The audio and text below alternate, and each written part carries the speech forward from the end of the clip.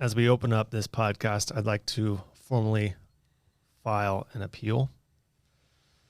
I'd like to protest the Big Ten divisions, as our prior conversation really brought to light a major issue. Could be clerical error. I don't think it's clerical error, but it's definitely a major issue, and I'm calling BS on it. So as the listeners are very well aware, we are pretty big IU fans, Indiana University fans. This half. Not like the Hoosier Hysterics, not like those couple guys who have maybe like 2 more followers than us, but a lot less swag and coolness.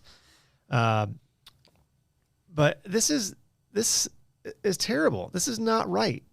I mean, IU football, yeah, they need all the help they can get, but this is contrary to that. So I'm looking at the rankings, having a conversation or a debate of the East versus West division of the Big Ten. And of course, all those in the West, except for Iowa and maybe Wisconsin, are saying, "Oh, you're gonna make that argument again." But yeah, because look at this. We didn't say Wisconsin. Where are they ranked? In top 25? They're not in top 25. I don't think they are anymore. I'm surprised. But okay, so there's Iowa at 6-0 in the West, leading the Big Ten overall, obviously leading the Western Division, ranked number 2 in the country. IU played them, lost. Number 3 in the country, Cincinnati. IU played them, lost. Number 6 in the country, Ohio State. That's next week. Number 7 in the country, Penn State, lost. I think actually got shut out, didn't we? Yeah. Oof, God, it's not close enough. Details are important right now. Yeah, slightly anemic offense. Number 8 in the country, Michigan. I mean, that should have an asterisk, I'm just saying, but still. And then number 10 in the country, tomorrow's opponent for Indiana, which is also homecoming, Michigan State. That's poor scheduling. There's no one else to play. I mean, that's almost your entire Eastern Division. 6 teams in the top 10. Take Rutgers and Maryland. Take Rutgers and Maryland out of the equation. Who else do you have? Well, so that's when the IU guys at this point say, okay, look at our schedule. It's awful. You schedule the homecoming at the Purdue game because, well, we'll still beat you, but at least you have a shot. I'm just saying that something got, like, I think there was a mix-up with the paperwork, maybe a cover letter. It wasn't on the TPS report. Something was messed up. Really, if they want to keep, I understand it might be too late. Kudos to the Big Ten for having that many teams in the top 10. Unfortunately, they're all in the same division. All on the same side. Yes, only one of those are coming up. Now, when bowl season comes about and they play SEC schools, we'll just see how valid those rankings were. But true. I think it's probably too late to redo the schedule mid-year. I get that. A lot of hotels been booked, etc. I mean, among other things. But I do think that to make it right, they could decrease for Indiana, and really Indiana only, because they're the ones right there sort of in the middle. They should decrease the bowl eligibility requirement to like 3 games, 3 victories. I think that would solve a lot of problems. And that would have given them a chance over the last 50 years to make some bowl games in there. That would have been good. No, we're not looking backward. Oh, okay. Just no, I mean, except for last year. We're looking at last year because that's like our, yeah. So that's that. I mean, that is a brutal schedule. That's brutal. I mean, it is what it is, right? Yeah. You want to be one of the best, you got to beat the best. But tailgates are still good. Yeah. Anyway. So I don't even know where else to go with that other than, that pretty much explains it. We'll just go with Purdue is awful. Everybody's injured. We have 2 wins, one over possibly the worst team in college football right now in UConn. Okay. Which I don't even know if that counts as a win. That's like playing a high school team because they're W's a W. If we win 49-0, you're obviously really, really bad. Maybe Gino should coach them. He'd probably do a better job. Well, we got the game right after Randy Edsel retired unexpectedly. So another leg up. Speaking of Purdue, and you are a graduate of Purdue University. Somehow. They play Iowa tomorrow, correct? Yes. Okay. Where? In Iowa. Okay. Is Purdue going to go, or are they just like going to say, hey, we'll just mark this down and stay home? I think half the team will travel just so that we don't forfeit.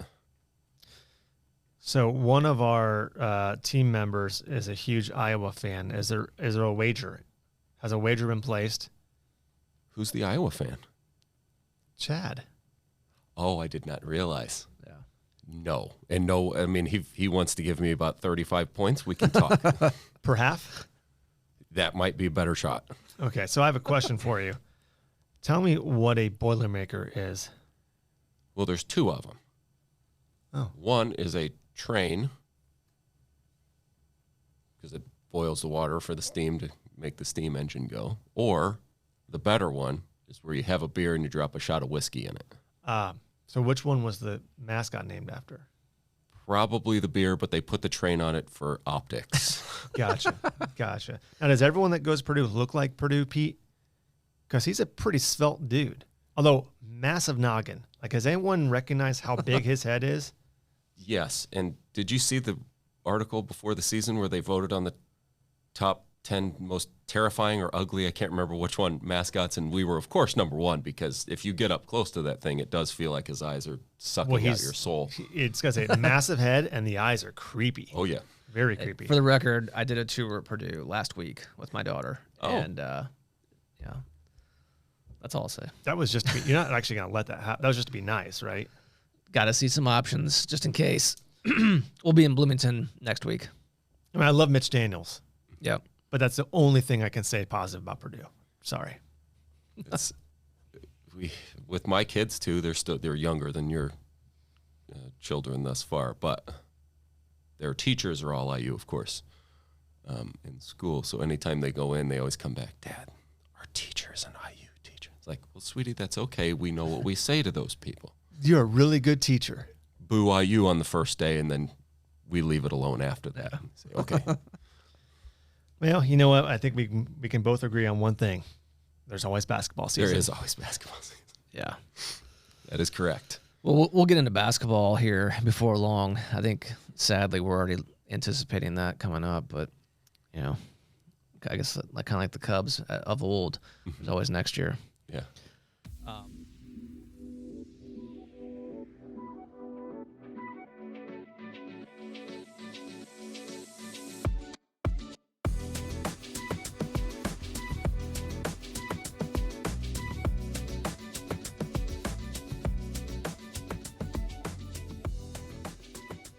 Welcome back, everyone, to another episode of the Industrious Podcast. If you have not done so already and you're tuning in via YouTube, make sure you like the video, hit the subscribe button, and also click that notification bell if you would. I'd like to welcome our guest today, Mr. Brian Gould, Good morning. otherwise known as Goldie. I don't know if that's because of the Purdue reference or the last name reference. Either way, it works. Either way. It plays. Yeah. Yep. And I will say Purdue will come up yet again in this episode, but you're welcome, Boilermakers. Boiler up. Yeah. Well done. Right on cue. Brian, why don't you introduce yourself to the audience, if you would? Sure. I'm Brian Gould. Been with Accessa now just over 6 years, handling the Perfection Electrostatic Paint line. Grew up in the Fort Wayne area, just north of here in the southwest side of Fort Wayne. The Fort. The Fort. Always liked doing the Mad Anthony's tournament. I caddied that a few times. That was super fun to have somebody's 400-pound bag that you had to lug around Sycamore Hills, and then you make $20 and go about your day after 6 hours of work. But 2 younger sisters, normal family. Nothing really exceptional out of there. I was Normal family? Normal family. Oh, gosh, you should meet mine.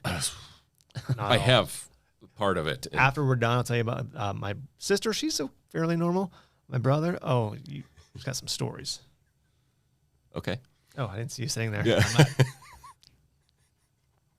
Is there a divider? It's a COVID ball. Yeah. Uh-huh. Yes. All right, proceed. But Where'd you go to high school in Fort Wayne? went to Homestead. Homestead, okay. Where I grew up is about 1.5 miles from there. I know some folks from Homestead. Yeah? I could definitely tell you some stories. I bet you probably could. So then what, I know as we already discussed, you went to Purdue. What drove you to Purdue? And did you look anywhere else? Probably a car. Maybe a bus. He beat me to it. I wasn't going to say Wow. it, but okay. Actually, because I had no idea what I wanted to do when I graduated high school. I was one of those. It was kind of just, yeah, we'll go to school, and I had a bunch of friends that were going to Purdue, so I applied there. Got accepted somehow. Still not quite sure how we got there or how I got out, but it all worked itself out. But I always knew that I wanted to was leaning at that time for something sciencey. I was always better at that than a language type major, so it just kind of made sense to go to Purdue at that time. And then got in from there and did a bunch of different activities, and then got into the industrial distribution program, which is kind of a hodgepodge of sales, shipping, receiving, all that kind of stuff, inventory management, things like that, but as just an overall arcing kind of major. So it really fit kind of everything, since I still didn't know what I wanted to do, to be an overall type major, which suited my style. Yeah. So you graduate from Purdue, industrial distribution degree, and then what? Then I've had a long, sordid career there. Went to work for my dad for a little while. That's actually when this opportunity came up. I was so keen on doing it. So my dad ran some small businesses throughout my early years, and then through college doing custom T-shirts and embroidery and things like that. So all mostly custom work, some pretty generic, but nothing too extreme, with all the businesses around Fort Wayne, doing all of the shirts and things. Yeah. And so I did sales for him, then ended up moving down to Indianapolis and kind of wanting to take a break, I guess. You're at that point in your life where it's like, okay, well, I've done 4 years of work. I want to take a little break. So I actually got a job at a restaurant, worked at Scotty's Brew House before it went defunct, and worked there, selling the food, taking a little bit of a break. And then I ended up working for Enterprise Rent-A-Car.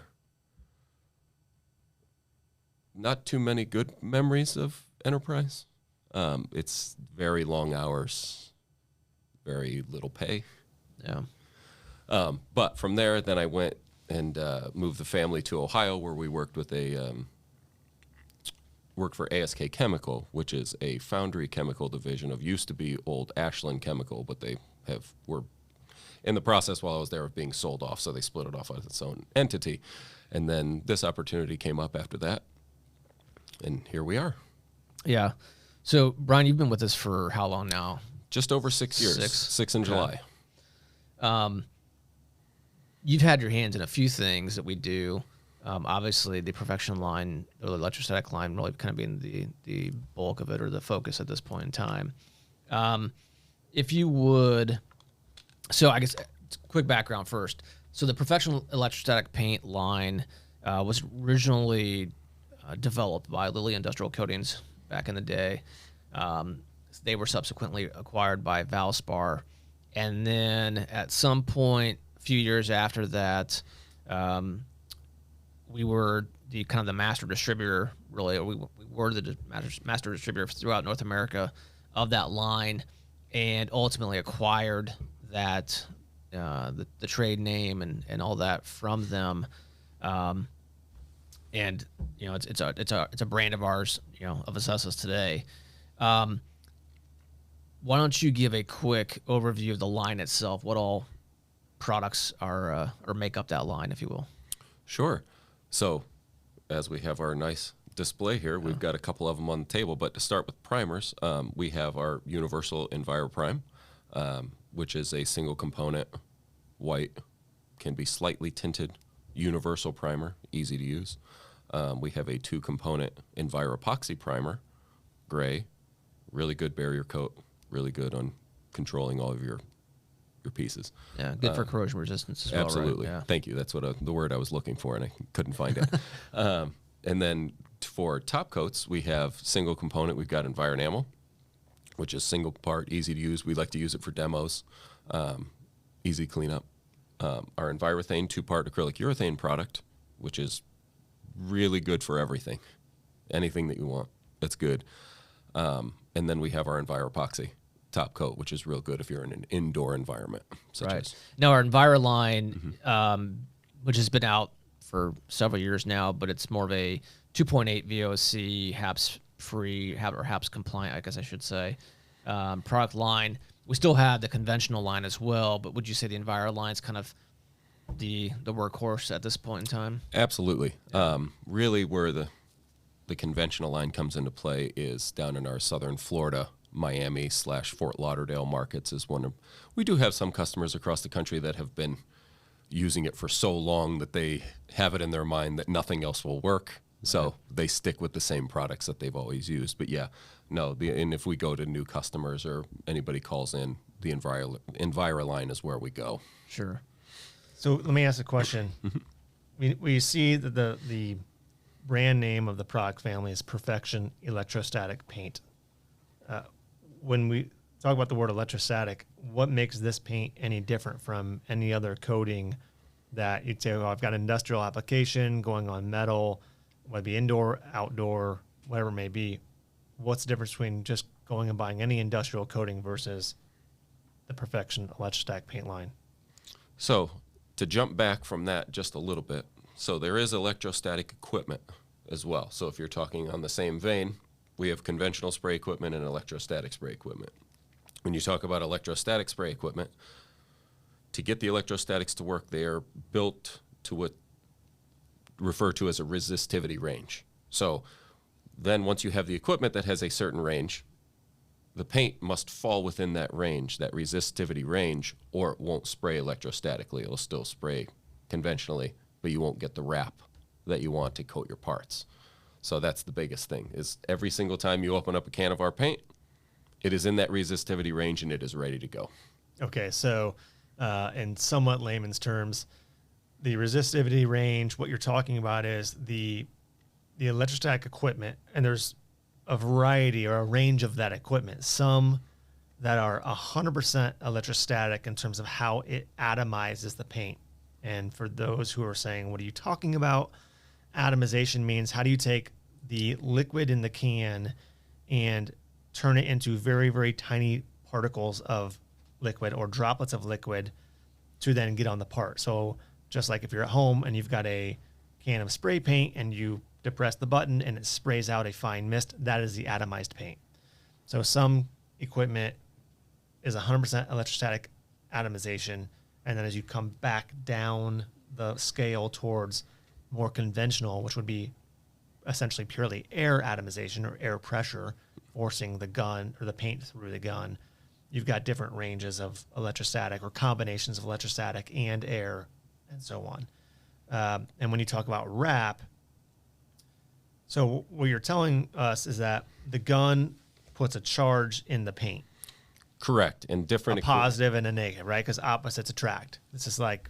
No, not technically. So the paint actually is along with the resistivity range, it is ready. It's essentially ready to receive the electrostatic charge, and it's a negative charge. And then the piece that you're trying to paint, such as a fence or a light post or any type of metal and awning, things like that, is grounded. So it's essentially zero, neutral, right? Yeah. So it's pulling that negative charge paint, which our paint is ready to receive that charge, and different paints have different ranges. So if it's not ready to receive that charge, as you alluded to earlier with the atomization, if you don't get the particles the right size and things like that, it still can't receive the charge as much as you would want it to. So in the case of a Ransburg number 2 equipment, which is the oldest electrostatic piece of equipment on the market, as you alluded to earlier with the 100% transfer efficiency, they say 98%. I think they like to leave the 2% just to make sure. It creates those particles, like you said, so fine that every one of those particles picks up that charge, and that's why it is so effective at taking our paint and putting it on the part exactly where you want it to go. Okay, a great example of that is, and there's an older video on the Accessa YouTube channel, but the old school, this goes back to the Vince Senior days, where you would have let's say a fence post like this, hang the white sheet behind it, paint once, from one angle on the post, and two things. One, you look at the sheet, see little to virtually no paint overspray on it, and the backside of that post has been painted. So if you haven't seen that video, check it out. It's pretty cool if you've never seen it. So that's what you mean by wrap. Correct. The paint Yes. that doesn't hit the part that goes off the side literally wraps around the part to coat the backside. Correct. Not the remix version. Right. But the original, the OG version. Yes. Okay.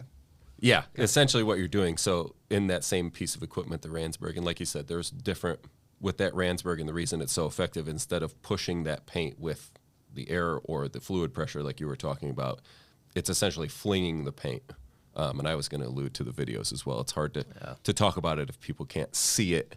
But it makes a really effective demo when you see it either in person. The videos can do a bit, but you see it in person. You're primarily referring to the number 2 gun with the spinning bell on the end. Correct. Yeah. Yes, thank you. What's cool about that, and having seen it in person and obviously the videos, is that in most cases, when you talk about atomization and the particulate size being so fine, you can't actually see the paint from the end of the gun to the part flying through the air. You can't visually see the paint.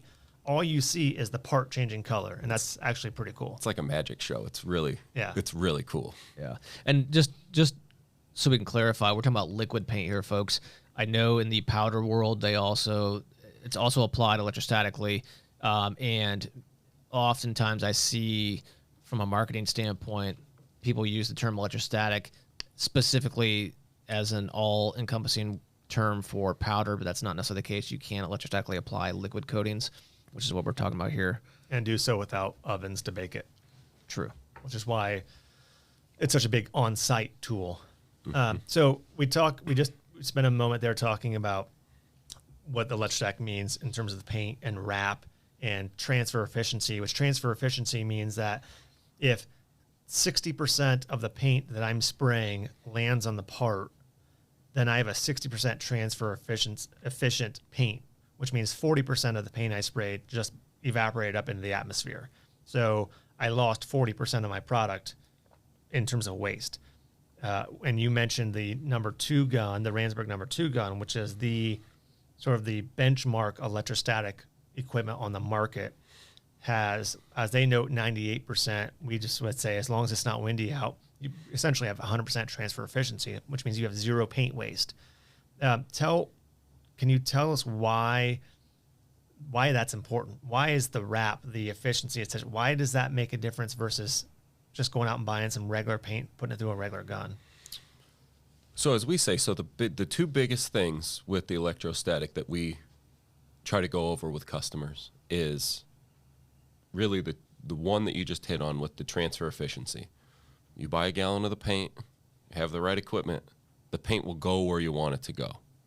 So there's no waste, barring conditions. But in general, no waste. So sure, you might pay $25 for a regular can of paint, but if you only get 25% transfer efficiency, that's 4 gallons to one of ours with the right equipment. This becomes a big deal when you're painting projects such as condo railings, where you don't want the paint to go everywhere because there's cars around the building itself. You don't want to have to mask everything off like you would if you were going out with a conventional type spray equipment. I don't think cruise ships like a lot of overspray there. Cruise ships do not like overspray either, and my goodness, to mask that thing would be a project. Yeah. So by limiting the amount of masking, obviously you're saving on material cost, but more importantly, you're saving on time and labor, which is the bulk of the cost of any job. Yep, and that's the number one, the biggest one is the time saving, the crew. I mean, if you have to have a guy hold up a sheet because you're painting conventionally, well, you have to have 2 guys, one on each end to hold up the sheet, and then you have a painter, and you've probably got at least 1 or 2 preppers. Most of the crews that we've seen across the years, and different crews run it a little bit differently depending on how quickly they need to move, but usually you've got a painter and a prepper. So you got to, somebody's working ahead of you to prep the areas, and you got a guy coming in behind them to either prime it or top coat it. And that's your crew. You can send them out to do work like that. Yeah, now imagine the benefits when we're doing large office buildings and they're redoing the window mullions on the outside of a building, 40 stories up on a swing, hanging down on the swing stage. How many people you can fit on there to try and adequately do that? Yeah, and in this case, you have your 2 guys. One's prepping and one's painting, so it makes it Makes it real So easy. it's a good segue. What would you say are the primary uses for this product line? Sure. Primary use is anything metal that you want that other than large flat surfaces. So if you're talking railings, we're talking awnings, we have a lot of people that do light poles through neighborhoods. You know, everybody have all the light poles at the corners, however many they have to have. They wear down over time. They need to be repainted just like anything else. But one of our largest markets would be the Florida market. I mean, one thing about Florida, they have sand and hurricanes. And the paint's going to wear down over time in really salty air, which also helps to eat away some of those coatings. So we do a lot of work in those areas. Or school lockers. We do have a lot of guys that do a lot of school lockers.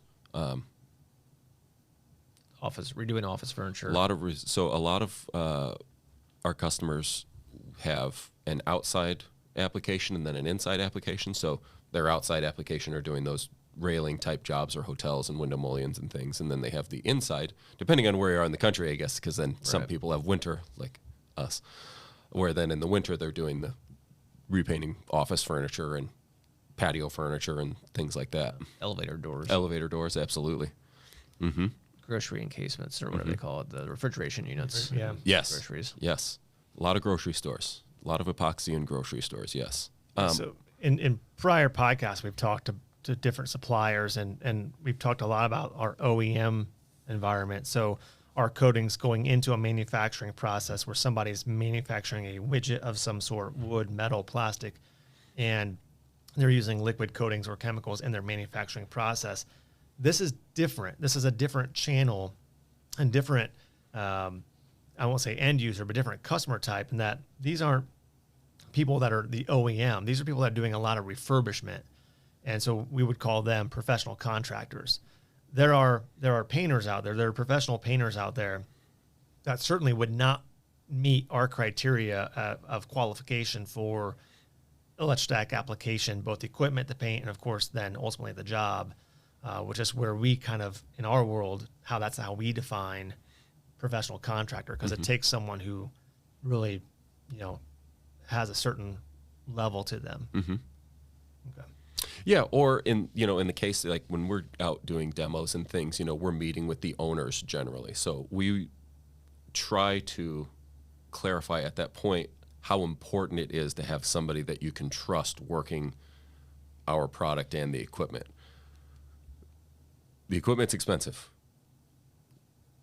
The paint to go in it, the same, but it does what it's supposed to do. So at that point, we have to make sure that they understand that if you can't just send anybody out to do these things, it has to be somebody that you can trust. And a lot of the guys, they say, okay, well, I've got, Tom over here, I think is really good. He's been with me a long time. I think if we got this, we can essentially, like you were talking, create another segment for themselves where, hey, we've only been doing this type of painting. Why aren't we doing this type of painting? As they run across specs where it says, hey, we need a regular bid and an electrostatic bid. It behooves them to have both, because then essentially they're not trying to bid on half. Right. So it makes a lot more sense for them over the long term to say, okay, we've got the rest of this, but why are we letting somebody else come in to do the railings for us when we could just do the building and the railings? Yeah. Which helps them differentiate their business then as well. Yeah, certainly. One of the other differences with this product line versus some of our other coatings products or chemicals products for that matter, while we do sell some direct to the end user, this is a big market for us to go through sub-distribution. Maybe just briefly mention how that's set up and what does that look like? And maybe without using customer names, but how does this channel work? Sure. So what we try to do then is, because we try to sell this across the country. So what I am trying to do is find distributors across the country that have salespeople that are as excited as we are to sell our product into different markets. Some were already existing and you're trying to grow those and create extra. And then we have some where it's brand new markets. So we really have to drill in, talk to the right people, make sure that we can, like I said, they're as excited to sell this extra avenue as we are. But I think a lot of people see the value of bringing in our product that works, because either at some point over their their lifespan they've ran into electrostatic where they've either tried to use one of their products and they say, yeah, no, this other division put this thing together and gave it to the customer. And I say, well, does it work every time that you use it? Well, about 75%. I say, well, that's not 100%, and that's what ours does, and it just makes it easy on you where you just tint the product to the color that you want and send it out to the customer, and then you don't get the follow-up phone call that says, hey, I can't get this thing to work, which we try to make it easy on people is what my biggest thing is, try to make it. The electrostatic process looks difficult. It doesn't have to be. No, I mean, I think that what you just said, we try to make it easy, is sort of that's synonymous across all of our product lines. Our customers, our applicators, whether they be in an OEM environment or out on a job site or wherever they may be, shouldn't have to think about the paint. They should just be able to pop the top, do what they need to do, and go. Mm-hmm. Yeah. Yes. I believe what we sell is peace of mind in the can. Yes. Yes, absolutely. And that's alluding to that earlier. And I'd mentioned two things earlier, and I only said one, so I'll jump back just a little bit. The other thing, the biggest thing for our product too, is with the electrostatic process and with our paint, you're getting a finish that looks like it came from a powder coater or whatnot. But you didn't have to take it out, send it in, reinstall it. You can do it on site. Mm-hmm. So that's the other thing with that, where the ease of use is. It's not just the application that's easy. It's the finish that you get with it, too, that just looks pristine. Well, and some safety concerns, too. I mean, if you're not using our product and you're trying to use someone else's and let's call it heat it up to make it work electrostatically. Make it hot.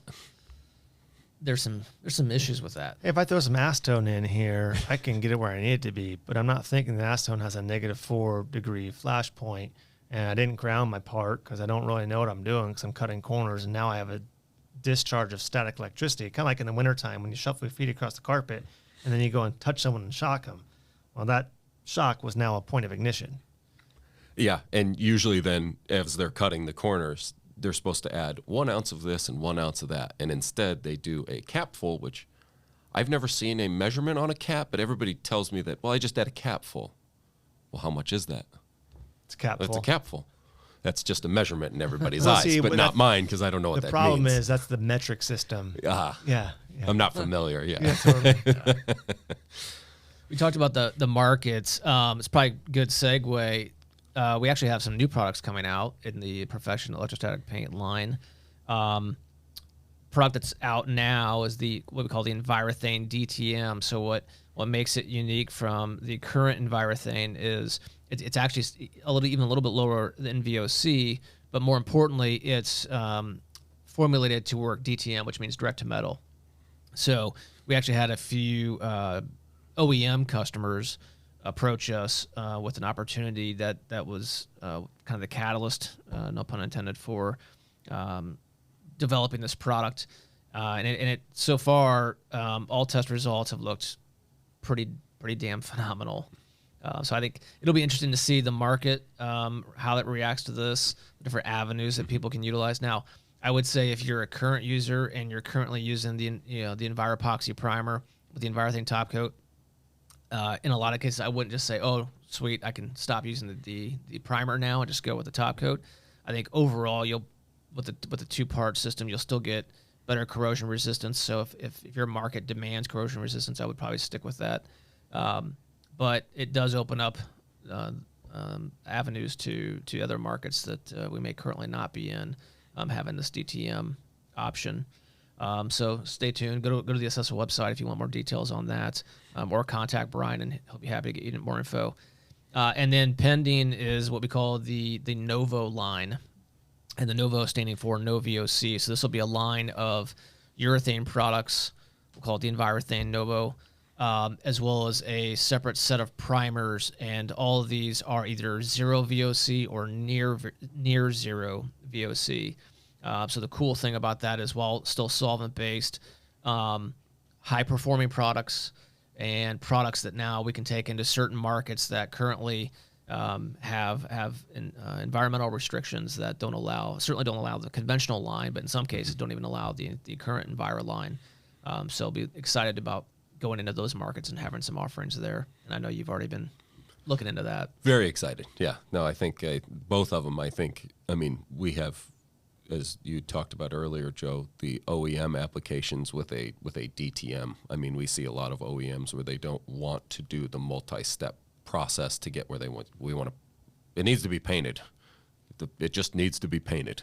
Okay. Yeah, we don't want to use a primer. Correct. It's just an extra step where they have to get an extra set of equipment that they don't want to purchase, and I think that can really fill in that void of, no problem, we've got something that we can put on. Not only helps them cut out that step. So let's say it's, I'm gonna say a widget coming down the line. Let's say it had to go through a pre-treatment process, which obviously we can help them with too. But instead of doing a primer step and it goes back through the line, it comes around for top coat. It's a single stage top coat, but it's not just a paint to look pretty going out the door, and then if it falls off in a year, no big deal. This top coat is, the performance specs, the test results have been pretty damn phenomenal, as I said. Great. Yeah, I'm very excited about both of them. Yeah, it's very exciting. What any questions do you have for us? I didn't know I was being interviewed. The tables have turned.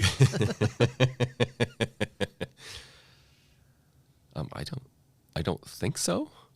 Okay.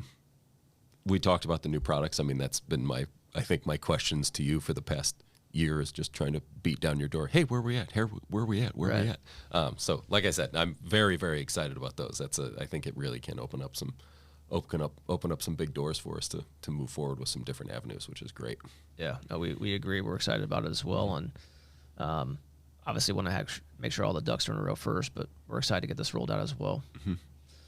All right, well, thanks everyone for tuning in to this episode of the Industrious Podcast. If you are, again, watching via the Accessa YouTube channel, make sure you like this episode, hit the subscribe button, and click on that notification bell so you can be alerted when new episodes drop in the future. And be industrious. See ya. Bye.